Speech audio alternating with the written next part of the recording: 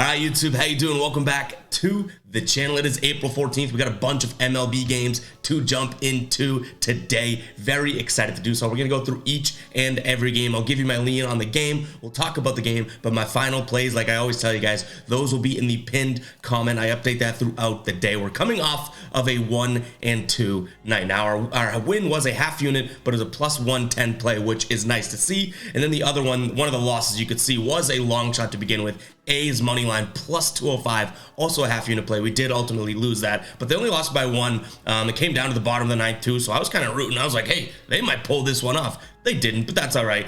Phillies and Reds went over 8.5 was our play. It went to eight total runs. The Reds, I think, won 6-2, so the Reds got the job done, but the over did not, and we lost on the hook there, which is not the greatest to see. But nonetheless, we had 2 3-1 days prior to this 1-2 day, so I'm chilling, I'm breathing. We're looking to bounce back tonight, so let's go ahead and do that. Make sure you guys hit that subscribe button and hit that like button as well. We're on the way to 22,000 subscribers, and I can't get there without you guys, so make sure you do hit that like button, hit that subscribe button. And the first game we're jumping into is the Reds taking on the Phillies here. Reds plus 133 and 135 on plenty of books on the money line here at home. Total sitting at 9.5. Overton on the mound for the Reds. He's no decisions this season, but he has a 10.12 ERA. Walker on the mound, 0-1 on the season with a 6 ERA.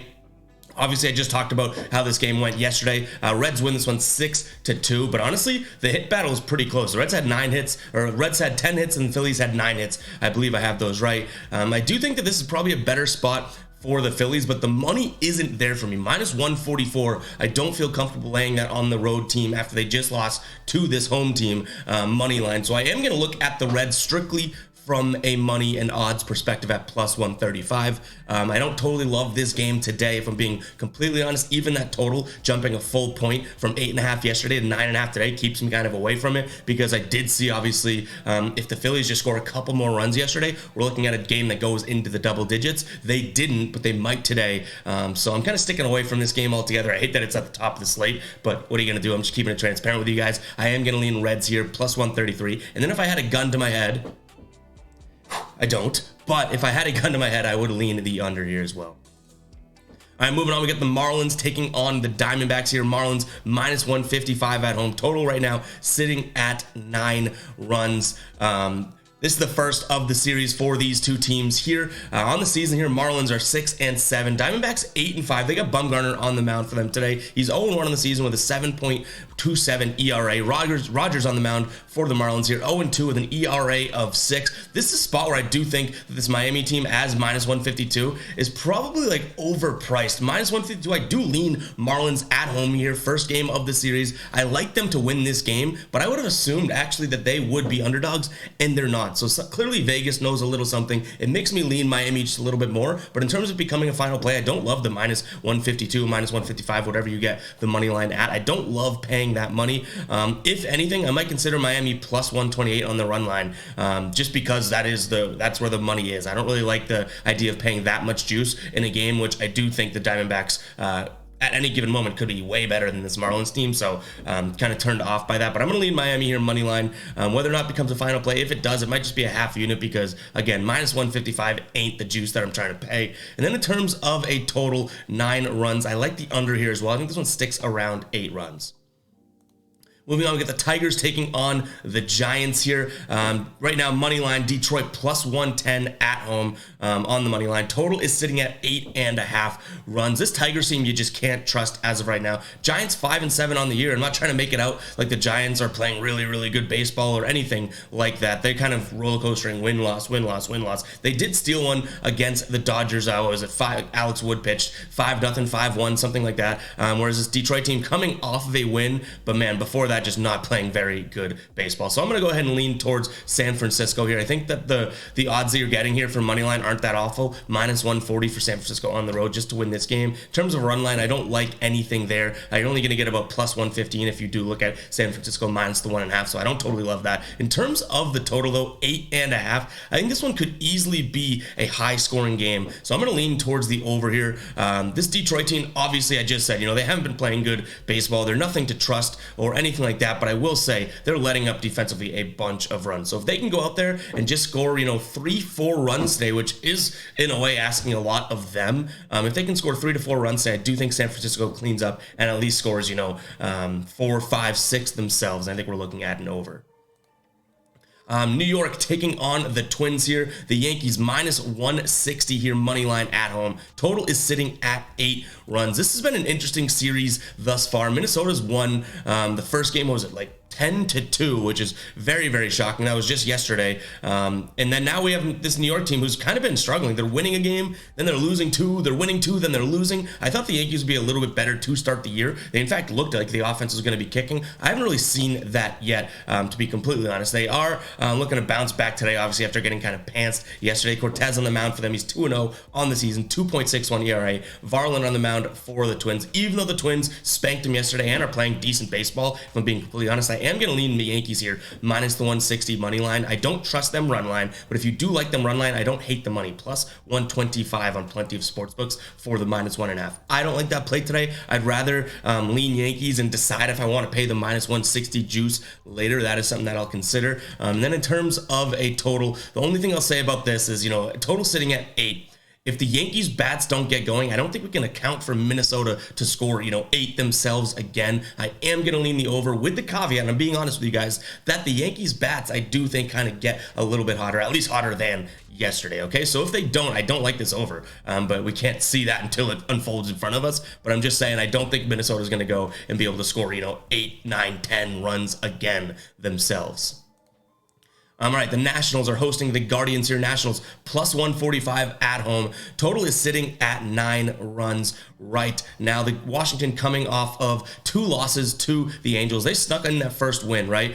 We had the over in that game. They won 6-4, and then they go and only put up 0 runs and then 2 runs in their last couple games against the Angels. They only let up 2 runs and 3 runs, but enough to lose both of those games. The Guardians also coming off of 2 losses. They lost 2 of 3 to New York, which, funny enough, we just talked about there. On the mound here for the Nationals is Trevor Williams. He's 1-1 in the year with a 4.35 ERA. And then we have Quantrill on the mound for the Guardians, 0-1 on the season, 6.52 ERA. I think the Guardians are the play here, minus 150 on the road for the money line. I think they're just a little bit better team. But to be completely honest, I could totally see a little slugfest, not home run wise, but kind of a back and forth type game here. In terms of the total, 9 runs, I think that's pitched a little bit too high. I would say that this is probably like I would have probably still taken the under at 8.5 or 8 runs here. So I'm going to lean towards the under in this one as well. And then again, I'm leaning Guardians here on the money line. Now, in terms of a run line, this is where, I guess I would confuse you guys, but I don't think this is a 2-run type of win for the Guardians. So if I'm leaning Guardians here, I also don't hate Nationals run line.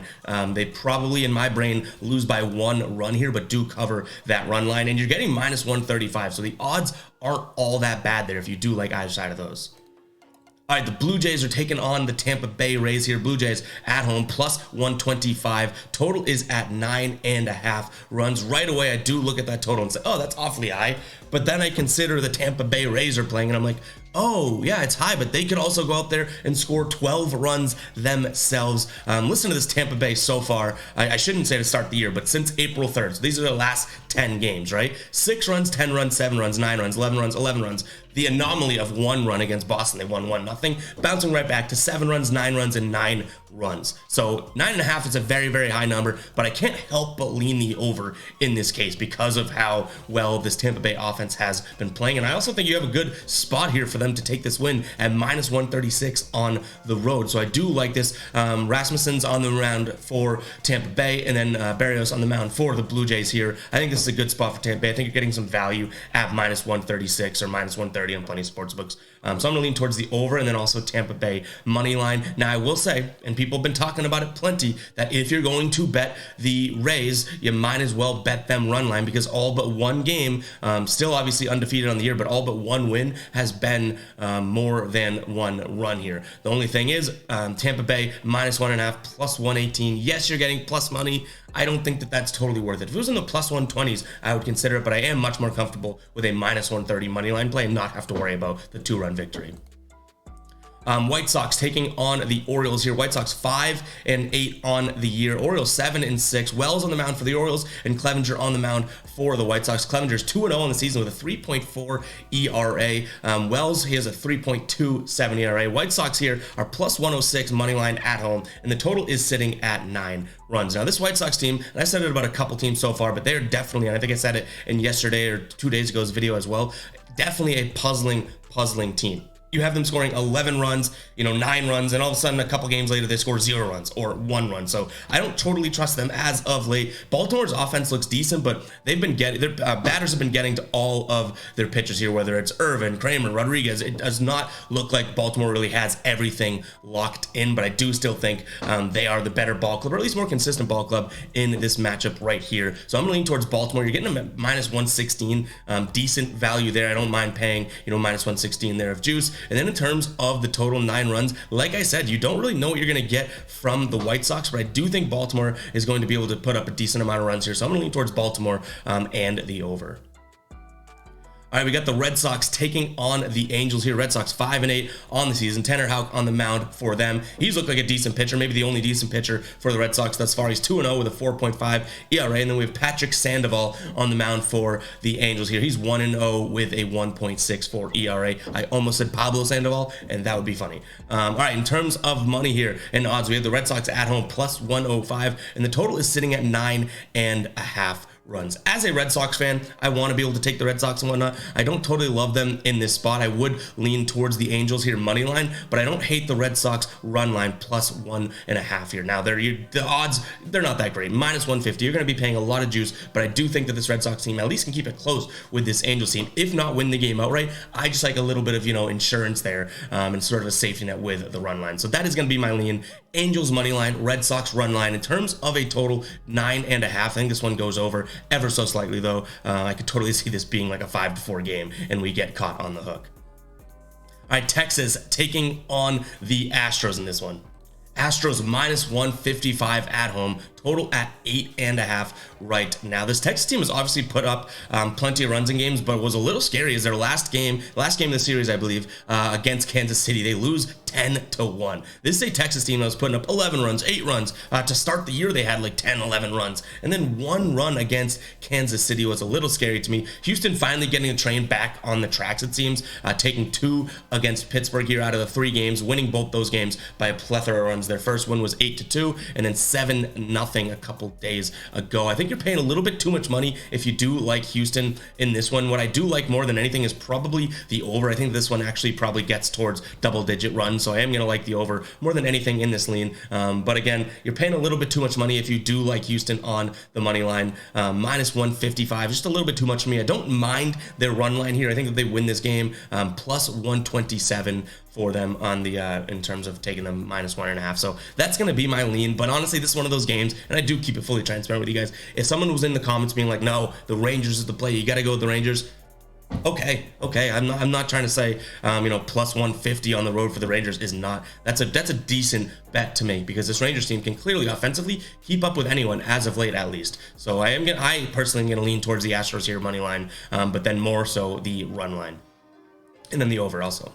All right, Kansas City taking on the Braves here. Singer on the mound for the Royals, who are 4-9 this season. Singer's 1-0 with a 4.9 ERA. The Braves have Morton on the mound. They're 9-4 on the season. He's 1-1 with a 4.35 ERA. I think this is a very, very, very good spot for the Braves. You're getting them at minus 135. Yes, they're on the road, but Morton on the mound for them. They are clearly the better team than Kansas City as well. I think minus 135 is a very good price to be able to get them at money line here. They're coming off of a series sweep against Cincinnati. Now, a couple of those games were very close, I'm not going to lie, but they clearly, have a little bit momentum going into this, whereas Kansas City only has a few wins on the season already, like I said. So in terms of money and better team, this is like stars aligning right now. I'm going to go towards the Braves here, minus 135 on the money line. In terms of a total 9 runs here, I do think that this one goes, if I had to lean, I'd go slightly over, but I don't totally love this to go over. Just take that for what it's worth. I could also see this being a game in which the Braves win like 6-2 or 6-1, which is, the Braves did their job, but the Royals did not. All right, Pittsburgh traveling over to St. Louis here. The Cardinals minus 163 at home on the money line. Total right now sitting at 9 runs. The St. Louis team coming off of, well, I guess we could consider is a bad loss to Pittsburgh. Was it yesterday? Yeah, yesterday. 0 runs scored. I don't really see how that even happens. Montgomery was on the mound for them. Velasquez on the mound for Pittsburgh. Pittsburgh, again, they are kind of one of those rocky teams as well. They're going from...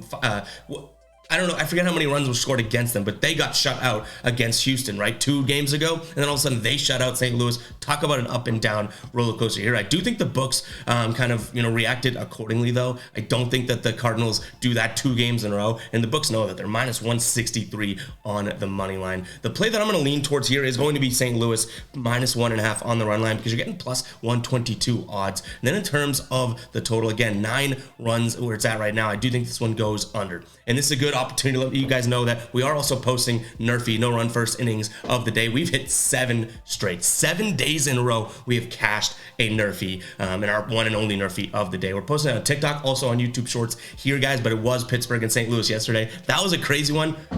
Some way, somehow, it does come through. So make sure you guys are checking out those videos. Very, very fun to do those. But let's keep the train moving here. We have Milwaukee taking on San Diego here. The Padres minus 165 at home. Rockies plus 145. I really like that spot for them. That's good money there as well. Milwaukee's coming off of the win last night.